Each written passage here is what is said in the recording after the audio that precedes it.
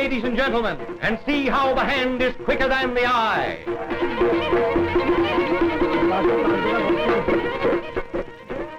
As far back as history goes, we find that conjuring and magic tricks have always fascinated human beings of all ages and of all classes.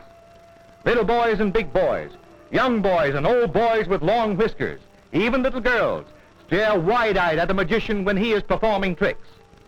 Watch this Arab faker now, and see if your eyes are as quick as his hand. Here he is, right out in the open, where he can't have any trap doors or mirrors or trained confederates to help him. I tell you, he's got to be good. Now, how on earth did he get all those flags into his mouth at the same time? You tell me.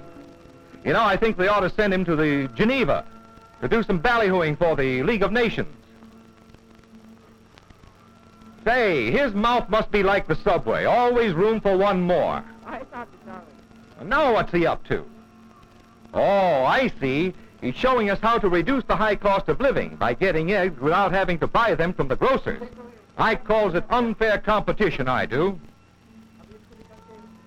This is a good trick. Watch it closely.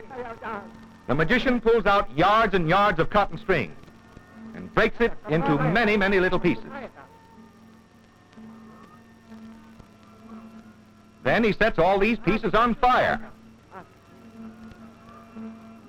To make them burn faster, he blows on them. Well, I guess that's the end of that string, all right. That's what you think, he says. For the string is in one piece again, and it doesn't show any trace of the fire. Believe me, that's some trick.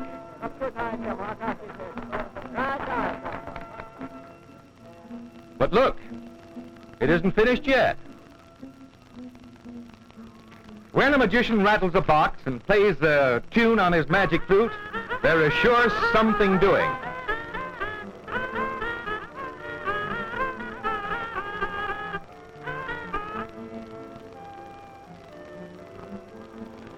Well, of all things, that string is burning again, and right in his mouth, too. Say, let's give him a hand. Now, if any bright little boy in the audience can figure out how this trick is done, I wish you would write to me about it. I saw the trick several times when I was in India, but I never could guess the answer. But perhaps you're better at guessing than I am. Anyway, it's a fine trick. But these fakers are not all alike. Here we have a fine-looking Hindu trying to attract our attention by a few simpler tricks. The bag seems to be empty, all right, doesn't it? And yet he draws an egg out of it. And now the egg is a coin. Say, did you ever see a coin walk up a hill before? Well, there it is. But the bird trick is his best trick. It's the most puzzling trick I ever saw. Watch him very closely now. The basket is empty, his sleeves are rolled up, he tosses the toy bird up in the air, and then pounds it good and plenty with his fist. The cloth has nothing fastened to it on either side. After all, he's sitting right on the ground, in the courtyard of our hotel, with just a plain piece of matting spread before him. What can he be fussing with under that cloth? And we begin to wonder what's happened to the toy bird.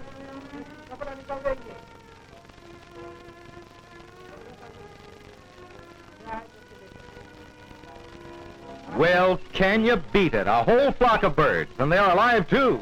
Oh, yes, very much alive. But when the magician calls, back they come. That's another mystery that I was never able to solve. There is no monkey business about this trick. It's all goat. And it just shows how clever a goat can be when a man has the patience to train it. I wonder if a man would keep his patience if some slick circus fella tried to get his goat.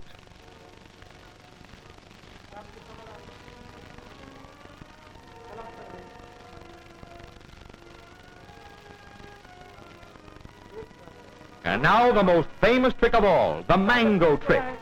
The faker shows us a mango seed. He places it in a little pile of dirt. And he waves his magic wand in circles. Then he covers the little pile of dirt with a cloth and jabbers a lot of hocus pocus dominus or something like that. This is one of the most popular tricks in the East. Every traveler to India has seen it and been mystified, just as I was. It's always performed in the open air without the help of any apparatus. And when the cloth is removed, we have a live, fresh young mango plant, 18 inches high, roots and all. Explain that one if you can. I can't.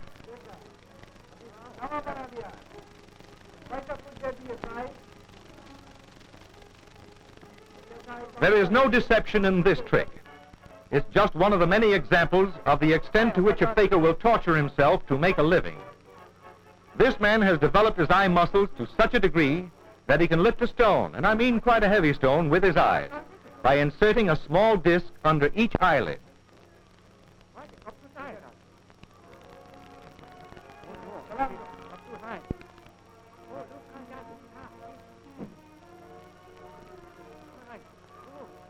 Oh, it's easy enough to see how he does it, but it's hard to understand how he bears it.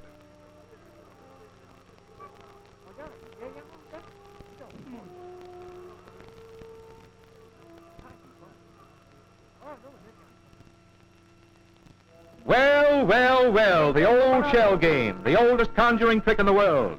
The hand is quicker than the eye. This trick was used thousands of years ago to entertain and mystify the Egyptians. The ancient Greeks and the Romans fell for it. All the nations of the world know it now. In our country, it is worked at circuses and at county fairs. We all know how it's done, but the performer is so quick in his motions that we are usually fooled when we try to guess under which cup the dice or the pellets are to be found. Many of us have bet money on the issue, but most of us have lost. This faker is quite the smoothest and fastest actor I've ever seen. I watched him many times just for the sport of it. I made all kinds of bets with myself, but I always lost.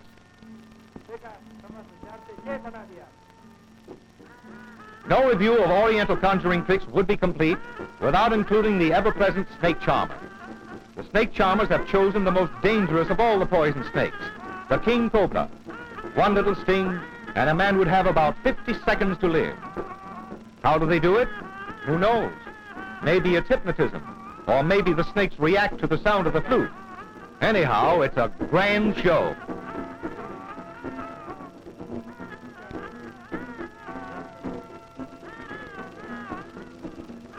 So, with an eye full of magic and an ear full of weird music, we're going home to see if we can figure it all out.